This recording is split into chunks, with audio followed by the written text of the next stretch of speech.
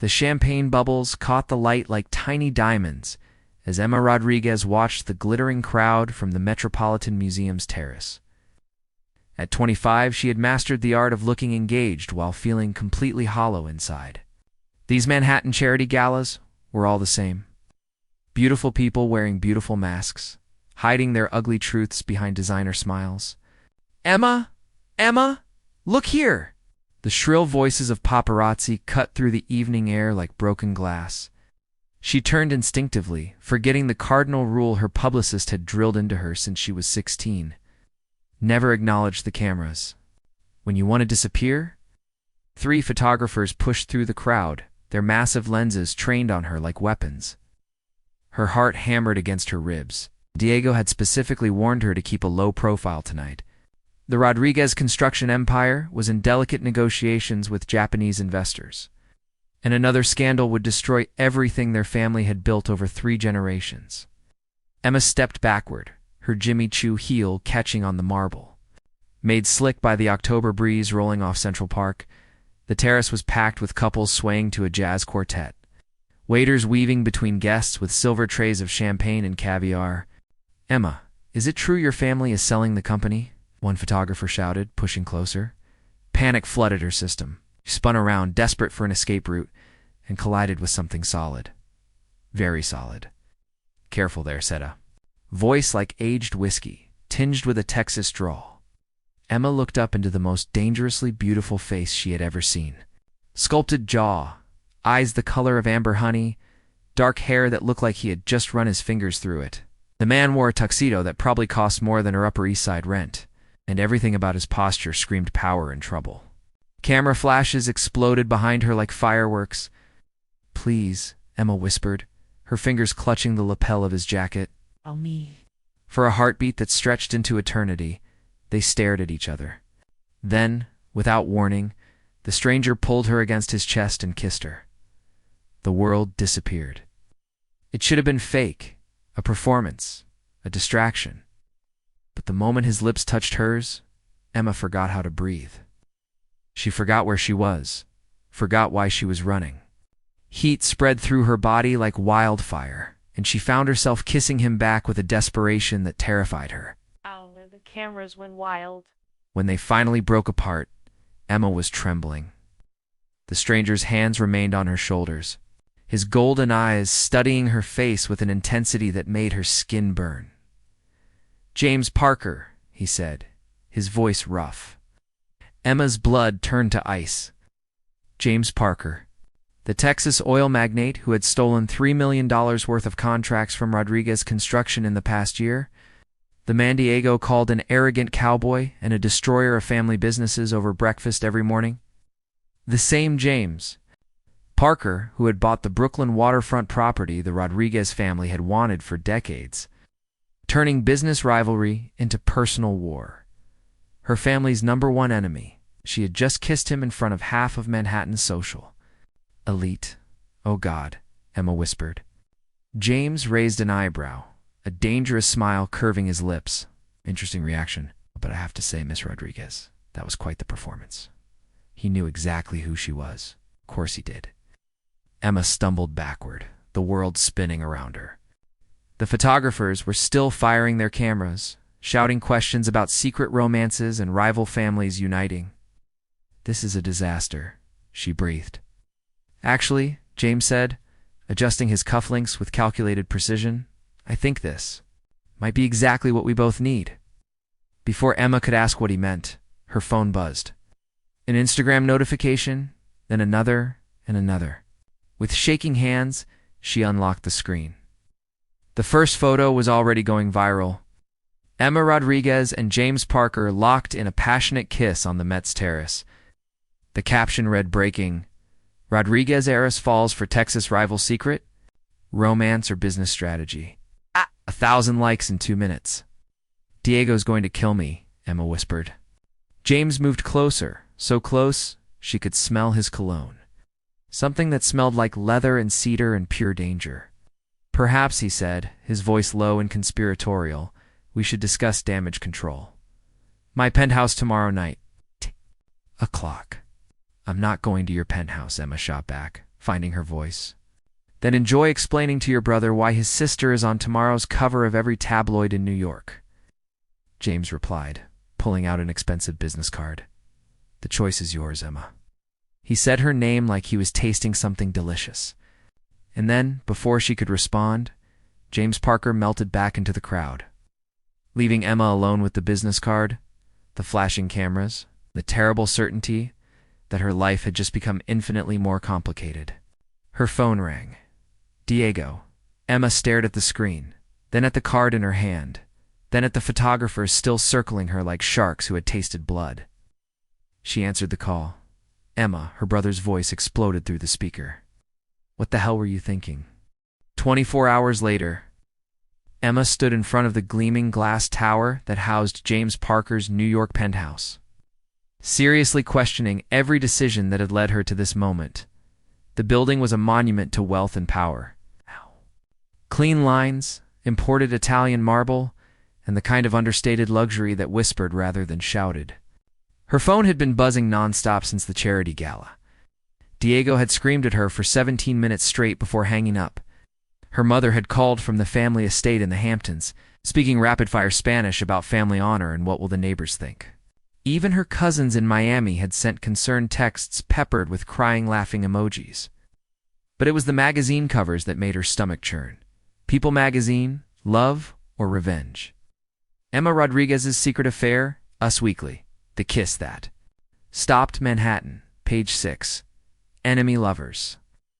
Inside the Rodriguez-Parker scandal, the elevator to the penthouse required a special keycard. Of course it did. Emma smoothed her black Diane von Furstenberg dress. It was conservative enough to send the right message, but stylish enough to maintain her dignity, and tried to remember the breathing exercises her yoga instructor had taught her. The doors opened directly into his apartment, and Emma's carefully maintained composure cracked. The place was stunning. Floor-to-ceiling windows offered a panoramic view of Central Park, the city lights twinkling like scattered diamonds against the autumn sky. The decor was minimalist but warm, rich hardwood floors, and carefully chosen artwork that mixed contemporary pieces with subtle Western influences. The furniture looked like it belonged in a design magazine. Punctual came that familiar voice. From somewhere behind her, I like that in a business partner. Emma spun around to find James emerging from what looked like a home office, wearing dark jeans and a white button-down shirt rolled up to his forearms.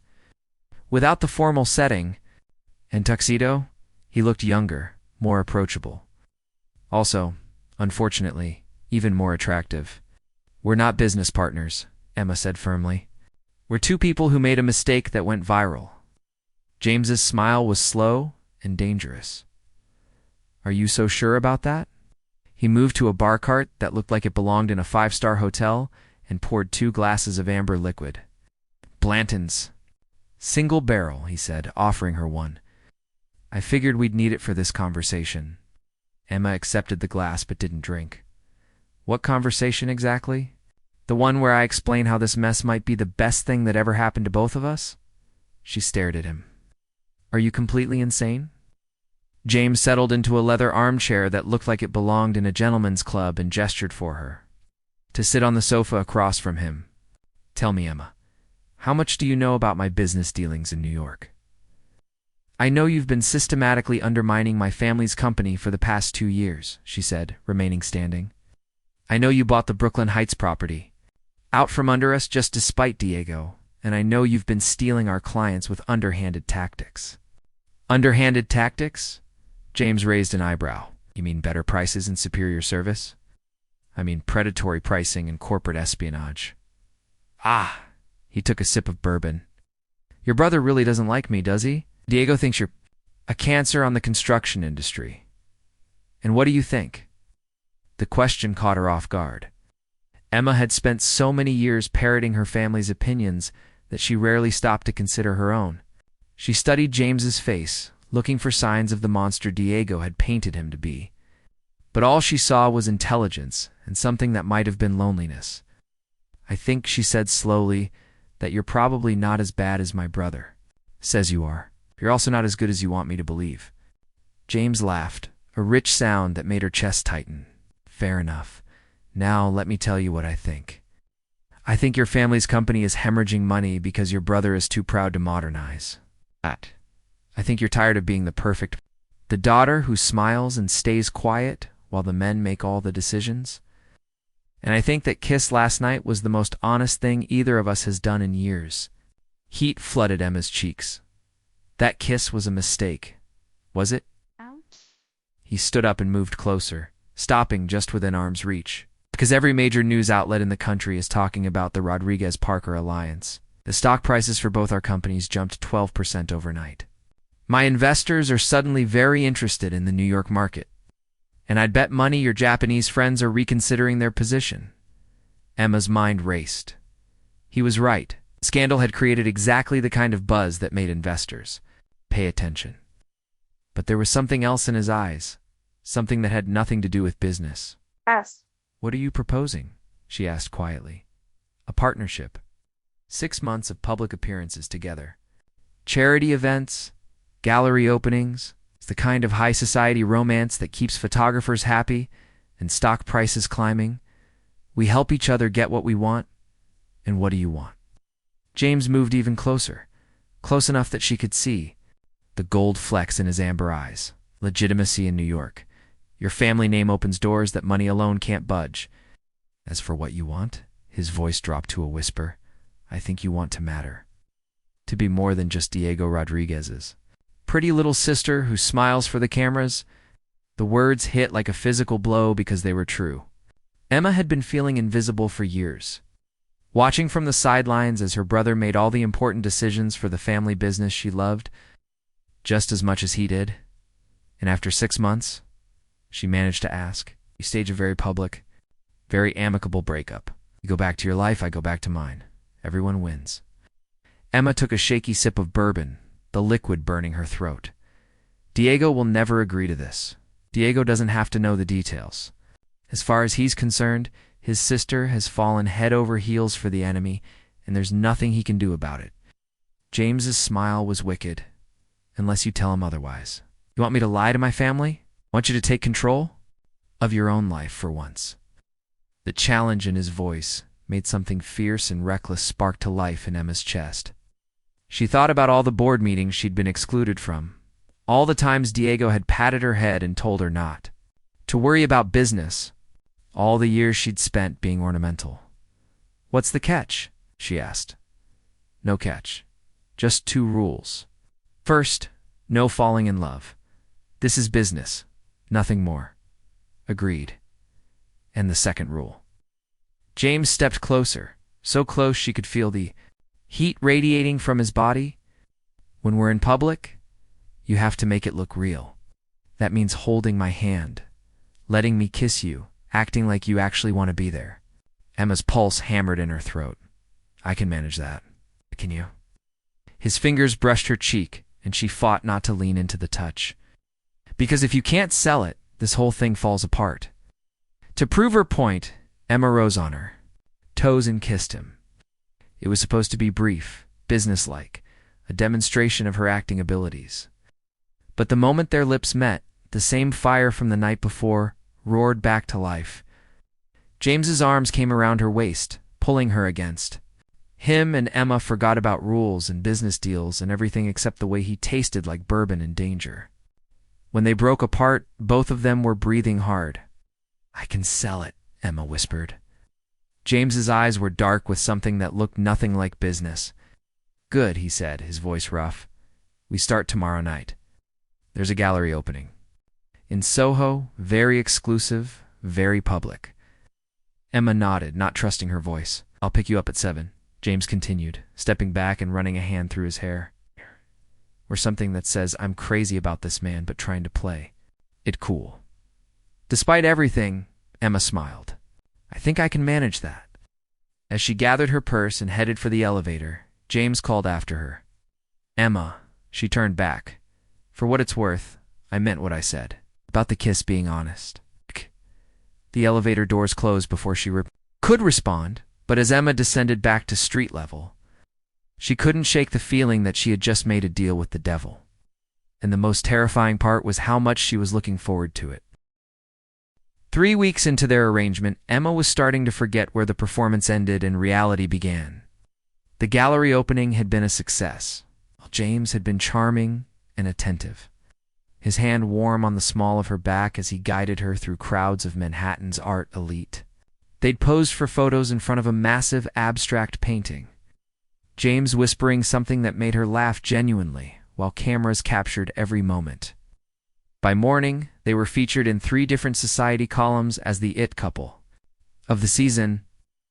But it was the quiet moments that were dangerous. Dicey now, sitting across from James in a tiny Italian restaurant in the village where no paparazzi would think to look for them.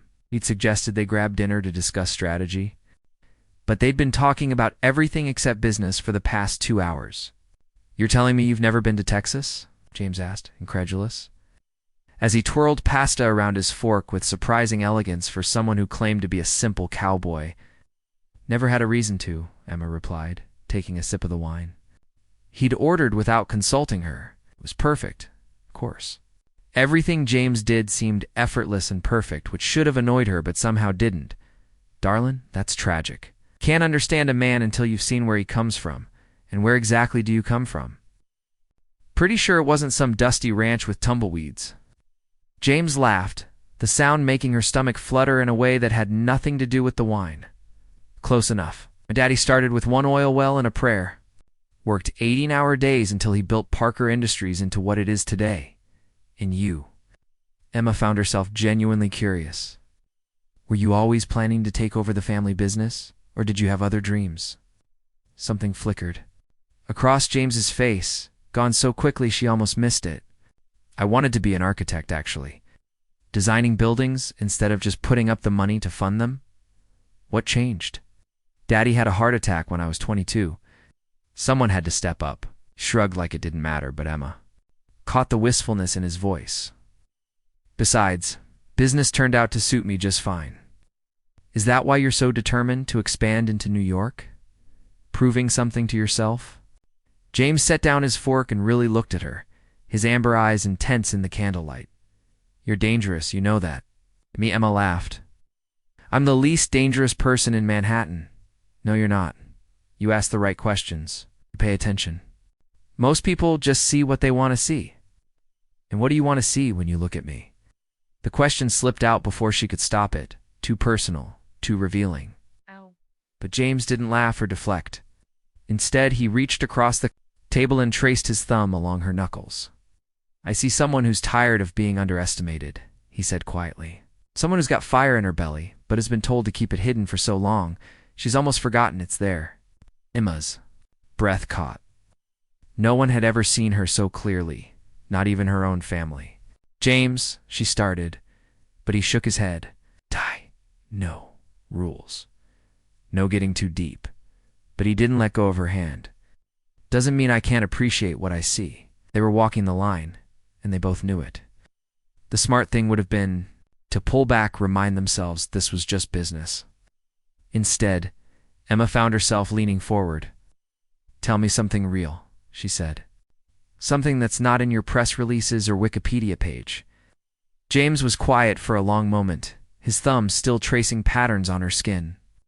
"I haven't been home to Texas in 2 years, he finally said. "Can't stand the disappointment in my mama's eyes when she looks at me." "Why would she be disappointed? You're incredibly successful." "Success isn't the same as happiness, darling, and mamas always know the difference." Before Emma could respond, her phone buzzed with a text. "Diego, emergency board meeting tomorrow, 8 a.m. Be there." Her stomach dropped. Emergency meetings were never good news. "Problem?"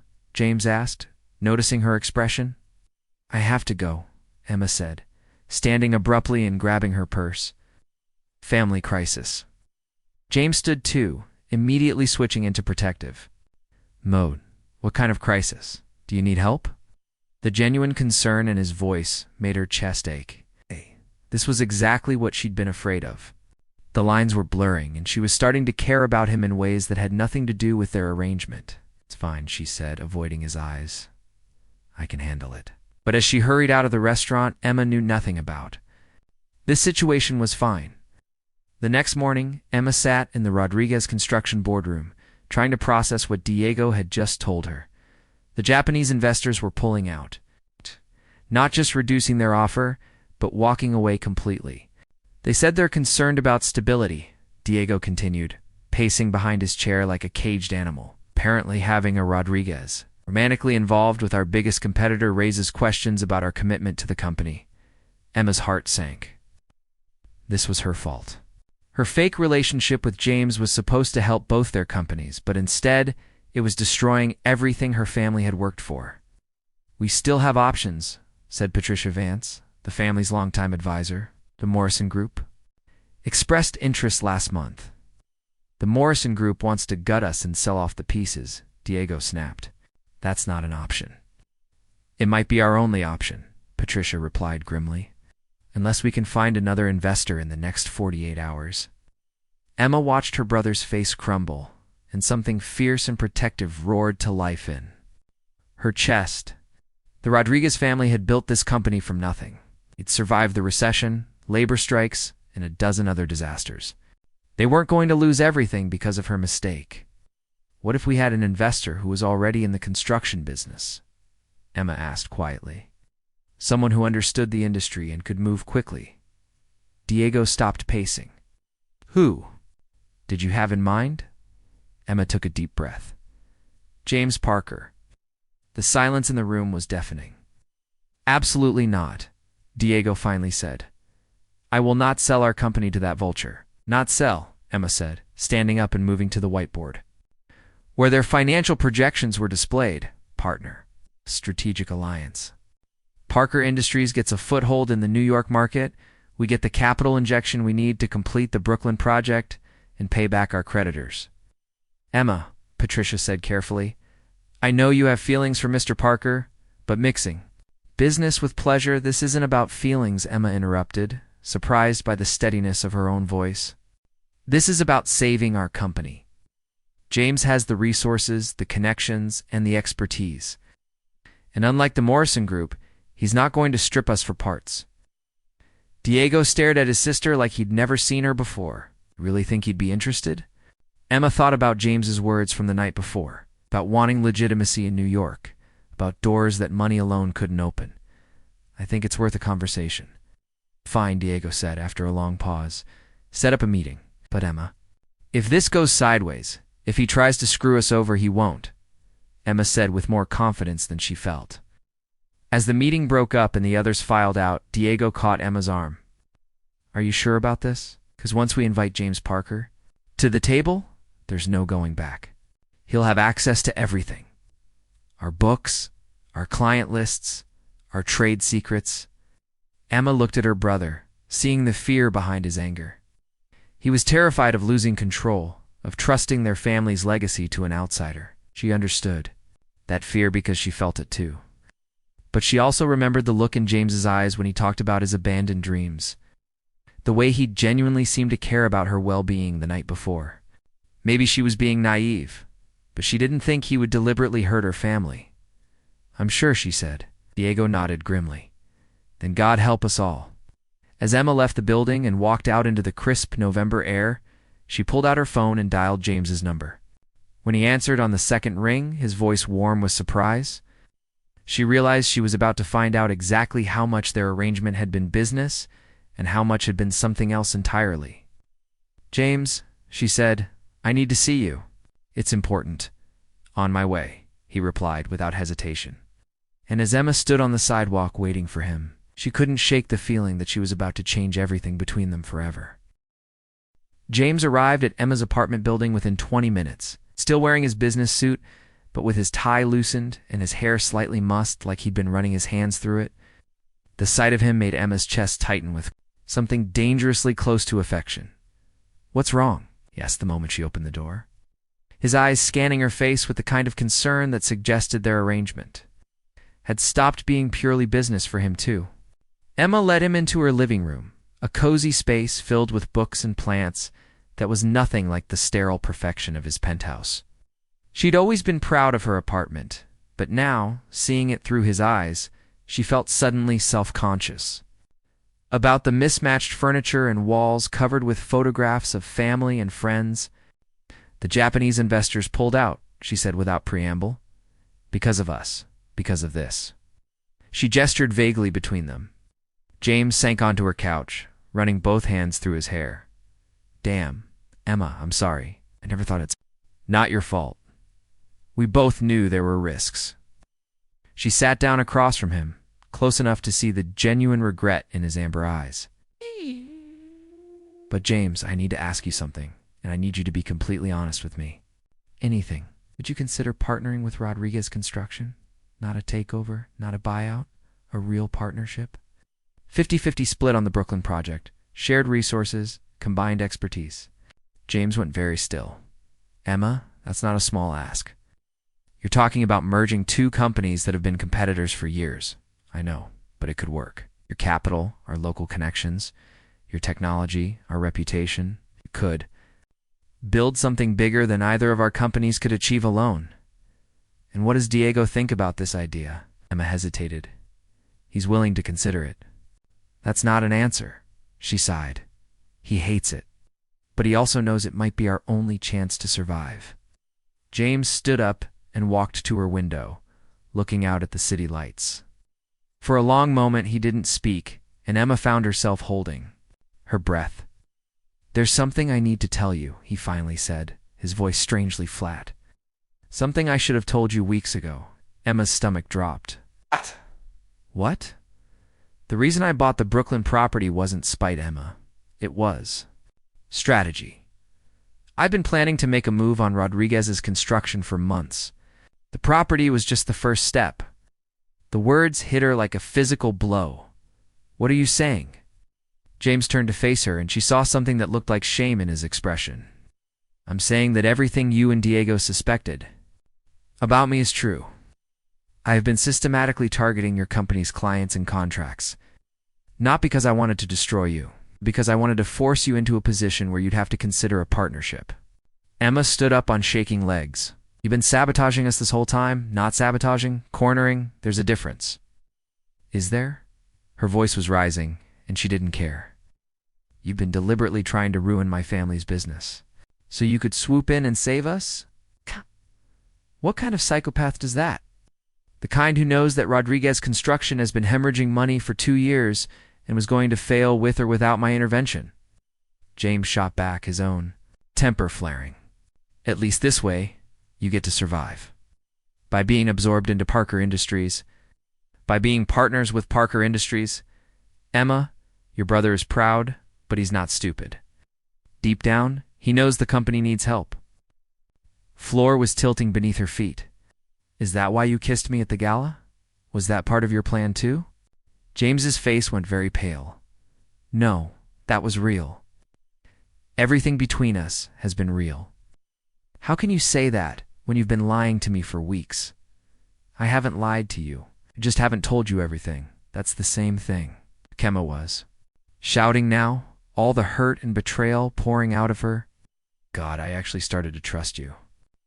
I thought you might actually care about me, but this whole time, I was just another business transaction. That's not true. James moved toward her, but she stepped back. Don't. Just don't. Tears were streaming down her face, and she wiped them away angrily. You want to know the worst part? I was falling for you. Actually falling for you, despite all my rules and warnings and common sense.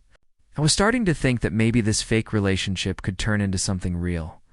Emma, please get out. Let me explain, get out. James stared at her for a long moment, his face a mask of pain and regret. Then he walked to the door, pausing with his hand on the handle.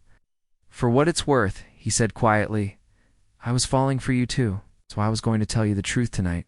I couldn't stand lying to you anymore. But you did lie to me, Emma. Whispered, for weeks. James nodded, and she saw his shoulders slump in defeat. Yeah, I did. After he left, Emma collapsed onto her couch and cried until she had no tears left. Then she called Diego. He's been targeting us deliberately, she told her brother when he arrived an hour later with Chinese takeout and a bottle of wine. Everything. He's done. Every client he's stolen. It's all been part of some grand plan to force us into a partnership. Diego was quiet for a long time, picking at his low mane while Emma recounted her conversation with James. When she finished, he sat down, his chopsticks, and looked at her seriously. Emma, I need to ask you something, and I need you to think carefully before you answer. Okay. Do you think James Parker is a good businessman? The question surprised her. Yes, obviously. Do you think he's ruthless? Yes. Do you think? He would have gone to all this trouble, invested all this time and money and effort, if he didn't genuinely believe that a partnership between our companies would be profitable for both sides. Emma stared at her brother. What are you saying? I'm saying that maybe the why matters less than the what. James Parker wants to partner with us. He's willing to invest his own money and reputation in our success. And honestly, Emma, we need that investment. But he manipulated us. Yes, he did. That was wrong. Was he wrong about the partnership being a good idea? Emma thought about the financial projections she'd seen that morning, the mounting debts, the clients who were already jumping ship. She thought about her conversation with James about combined resources and shared expertise. No, she admitted. Reluctantly, he wasn't wrong about that. Then maybe the question isn't whether we can forgive him for his methods. Maybe the question is whether we can afford not to work with him. Emma looked at her brother in surprise. You want to partner with him? After everything? Diego smiled grimly. I want to save our company. And if that means getting in bed with the devil, then that's what we do. But what about trust? How can we work with someone who's been lying to us? Business isn't about trust, Emma. It's about mutual benefit. James Parker needs us to succeed, which means he's not going to screw us over. His success depends on our success. Emma knew her brother was right, but it didn't make the betrayal hurt any less. I can't see him again, Diego. I can't pretend that what happened between us doesn't matter. You don't have to, Diego said gently. I can handle the business side of things. But Emma, I need you to promise me something. What? Let James Parker's methods blind you to the fact that he might have genuine feelings for you. The way he looked at you at that charity gala, before I knew who he was, that wasn't business. It was a man who was completely gone for you. Emma shook her head. It doesn't matter. Even if he does have feelings for me, how can I ever trust them? How can I trust anything he says or does? Diego reached over and squeezed her hand. I don't know, little sister. But I do know that you're stronger than you think, and you'll figure out what's right for you. As Emma lay in bed that night, staring at the ceiling and replaying every conversation she'd had with James over the past month, she realized that Diego was right about one thing. She was stronger than she'd thought. Strong enough to survive. Having her heart broken by James Parker, the question was whether she was strong enough to forgive him. But as exhaustion finally pulled her under, Emma found herself remembering the look in James's eyes when he'd said he was falling for her too. Despite everything, despite all the lies and manipulation and betrayal, she found herself hoping that at least that part had been true. 2 months after the partnership papers were signed, Emma stood on the construction site in Brooklyn, watching the foundation being poured for what would become the Rodriguez-Parker mixed-use development. Ow. The November air was crisp, and she pulled her coat tighter as she surveyed the controlled chaos of workers, machinery, and concrete trucks. The structural engineer wants to meet about the lobby design, came a familiar voice behind her. Emma didn't turn around. She'd gotten used to James's presence over the past 8 weeks of planning meetings, permit applications, and construction management. They were polite to each other, professional, careful to keep all conversations focused on business. It was torture. Schedule it with my assistant, she said, keeping her eyes on the construction crew. Emma. James moved to stand beside her, close enough that she could smell his cologne. We need to talk. No, we don't. Project is on schedule and under budget. What else is there to discuss? You know what? Emma finally looked at him and her breath caught. He looked tired, with dark circles under his eyes and lines of stress around his mouth that hadn't been there 2 months ago. He's usually perfect. Hair was disheveled, and there was something vulnerable in his expression that made her chest ache. James, please. Don't make this harder than it already is. Harder than what? Pretending we don't have feelings for each other? Pretending that what happened between us didn't matter? What happened between us was built on lies, Emma said firmly. even though the words felt like glass in her throat. You can't build anything real on that kind of foundation. James was quiet for a long moment, watching the concrete trucks. You're right, he finally said. I lied to you. I manipulated the situation to get what I wanted. I'll regret that for the rest of my life. Emma felt tears threatening and blinked them back. She would not cry in front of him again. But Emma, James continued, his voice soft. Everything I felt for you was real. The way you made me laugh, the way you challenged me, the way you saw. Through all my bullshit to the person I actually am underneath. That was all real. It doesn't matter, Emma whispered. Real feelings don't erase lies. No, they don't. But maybe they're worth fighting for anyway. Before Emma could respond, her phone rang. Diego. Emma, we have a problem. Her brother's voice was tight with stress. Morrison Group is making noise about our partnership with Parker Industries. They're claiming we violated some exclusivity clause in our preliminary negotiations. Emma's stomach dropped. What kind of noise? Legal noise? They want to meet tomorrow to discuss compensation for their lost opportunity? How much compensation? $1 million. Emma felt the blood drain from her face. $5 million would bankrupt them, partnership or no partnership. What exclusivity clause? She asked, trying to keep her voice steady. I'm looking at the paperwork now. It's buried in paragraph 47 of the preliminary agreement. Basically says that if we enter into any partnership with a competitor within 6 months of terminating negotiations with Morrison, we owe them damages. Emma closed her eyes. This was a disaster. Diego, I never saw that clause. Yeah, neither did I. It's written in legal speak so dense you'd need a magnifying glass to find it. Can we fight it? We can try. But litigation will take years and cost. Almost as much as just paying them. Emma looked at James, who had been listening to her side of the conversation with growing concern. What's wrong? He asked when she hung up. Emma explained the situation, watching James's expression grow darker with each detail. Morrison Group, he said when she finished. Those bastards, you know them? I know their reputation. They specialize in these kinds of predatory contracts. Bury poison pills in the fine print, and then spring them when companies are most vulnerable. Can you help us? The words slipped out before Emma could stop them. James looked at her seriously. What kind of help? Are you looking for? I don't know. Legal advice? A loan? A miracle? Emma, I need you to understand something. If I help you with this, it's not because of our partnership. It's not because of business. It's because I care about you and your family. And I can't stand to watch you suffer because of something that's partially my fault. How is this your fault? If I hadn't pushed so hard to force this partnership, you never would have been in a position where Morrison could exploit you. Emma stared at him, seeing the genuine remorse in his eyes. For the first time in 2 months, she allowed herself to really look at him, to see past her hurt and anger to the man underneath. I'll take care of Morrison, James said quietly, but I need you to promise me something. What? When this is over, when your family is safe, and the project is complete, give me one chance to prove that what we had was worth saving.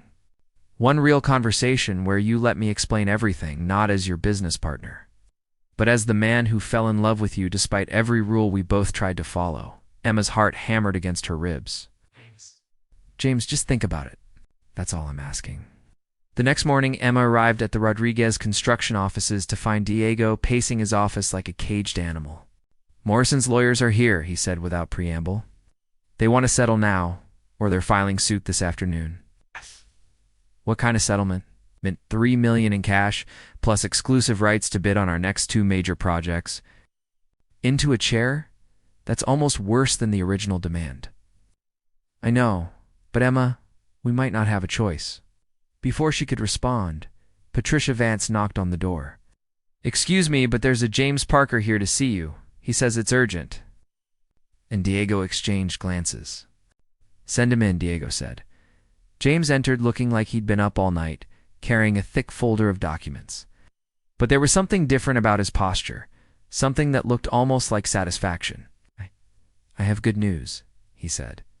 Without preamble, Morrison Group just dropped their claim. Emma blinked. What? How? James smiled, and it was sharp and dangerous. Turns out Morrison has been pulling this same stunt with half a dozen other companies over the past 2 years. Buried exclusivity clauses, predatory settlements, the whole thing. I spent last night making some calls to friends in the industry, and we now have enough evidence of a pattern to file a class action lawsuit against them for fraudulent business practices. You got them to back down in one night? Diego asked, incredulous. I got them to realize that going after Rodriguez Construction would cost them a lot more than they'd gain. Their lawyers called mine an hour ago to officially withdraw their claim. Emma stared at James, feeling something crack open in her chest. You did this for us? I did this for you, James said, his amber eyes intense. Because your family doesn't deserve to suffer for my mistakes. Diego cleared his throat. I'll give you two some privacy, he said, heading for the door. Hey, James. Thank you, I owe you one. After Diego left, Emma and James stood in the office in awkward silence. Why? Emma finally asked. After everything that's happened between us, why would you go to all this trouble? James moved closer, stopping just out of arm's reach. Because I love you, he said simply. Because I've been miserable for 2 months without you. Because I would rather have you hate me and be safe than love me and be destroyed by my mistakes. Tears spilled down Emma's cheeks despite her best efforts to hold them back. James, I never hated you. Even when I wanted to, even when I tried to, I couldn't. Then why won't you give us another chance? Emma wiped her eyes with the back of her hand. Because I'm scared. Because trusting you once nearly destroyed me, and I don't know if I'm strong enough to survive it happening again. What if I could? Promise you it wouldn't happen again? You can't promise that. Nobody can. James stepped closer, close enough to touch her if he wanted to. You're right. I can't promise I'll never make mistakes or never hurt you. But Emma, I can promise that I will never lie to you again. I can promise that I will spend every day trying to be worthy of your trust. And I can promise that I will love you with everything. I have for as long as you'll let me. Emma looked into his eyes and saw truth there, raw and unvarnished. She saw regret and hope and love so fierce it took her breath away. One chance, she whispered. One real conversation where you tell me everything. No lies, no omissions, no protecting me from the truth because you think I can't handle it. Anything you want to know. And if I decide I can't forgive you, if I decide this is too broken to fix, you respect that decision, and we go back to being business partners only. James nodded, though she saw him swallow hard. Deal. Emma took a shaky breath. Okay, but not here. Somewhere neutral. Somewhere we can be honest. Where? Emma thought for a moment, then smiled despite everything. The construction site. Tonight, after the crews go home, we're going to talk about building something real. We might as well do it where we're actually building something together. Evening, Emma arrived at the Brooklyn site to find James waiting for her beside the foundation they'd watched being poured that morning. He'd brought coffee and blankets, and he'd strung lights around the construction trailer to create a circle of warmth in the darkness. You came prepared, Emma said, accepting the coffee gratefully. I've been thinking about this conversation for 2 months. Wanted to get it right. They sat on a stack of lumber, the city lights twinkling across the river, and James told her everything about his father's impossible expectations and his own abandoned dreams. About the loneliness of always being seen as a conquest or a dollar sign. About how meeting her had made him want to be better than he was. I know what I did was wrong, he said when he finished. I know I hurt you and your family, but Emma, I need you to understand that falling for you was never part of the plan. You were supposed to be a means to an end, but somewhere along the way, you became everything. Emma was quiet for a long time, processing everything he'd told her. I believe you, she finally said, about your feelings being real. But James, love isn't enough if there's no trust. Then help me rebuild it, James said urgently. Tell me what I need to do to earn your trust back. Emma looked at the foundation they'd poured, solid and strong and built to last. Time, she said. It's going to take time, patience, and probably a lot of conversations like this one. I have time. I have patience. And Emma, I have hope. What? Turned to look at him, really look at him, and saw her own hope reflected back in his amber eyes. "Okay," she said. "Let's try." James smiled, the first genuine smile she'd seen from him in months. Yeah, but we're starting over. No fake relationship, no business arrangement. If we're going to do this, we're going to do it right." "What does that mean?" Emma grinned. "It means you're going to have to court me properly, James Parker. Flowers, dinner dates, meeting my family as my actual boyfriend instead of my fake one. The whole traditional romance." James laughed, rich and warm in the night air. "I think I can manage that good, because I'm not easy to win over." "Darling," James said, reaching for her hand, "I wouldn't have it any other way." 6 months later, Emma stood in the same spot, but now, instead of a hole in the ground, a beautiful building rose into the sky. The Rodriguez-Parker development was nearly complete, a testament to what two families could accomplish when they worked together instead of against each other. "Penny, for your thoughts," James said, wrapping his arms around her from behind. Emma leaned back against his chest, marveling at how safe and right it felt. "Just thinking about how much has changed." "Good changes?" Emma turned in his arms, looking up into the face she'd grown to love all over again, slowly and carefully and completely. "The best changes. Even though it took me 3 months to convince Diego I was worthy of his sister, even though you sent me flowers every day for a month, even after I told you it was excessive, even though I made you sit through a 4-hour dinner with my parents in Dallas, even though you cried when I told you I loved you." James's cheeks flushed. "I did not cry. You absolutely cried." "It was very sweet. I don't cry. I'm a tough Texas businessman." "You're a marshmallow," Emma said, standing on her toes to kiss him. "And I love you for it." "I love you too," James murmured against her lips. "More than I thought it was possible to love anyone." As they stood together in the shadow of the building they'd created, Emma realized that some foundations really were strong enough to build on, even when they'd been cracked and tested and nearly broken. Sometimes, the most beautiful things grew from the most difficult beginnings. The end.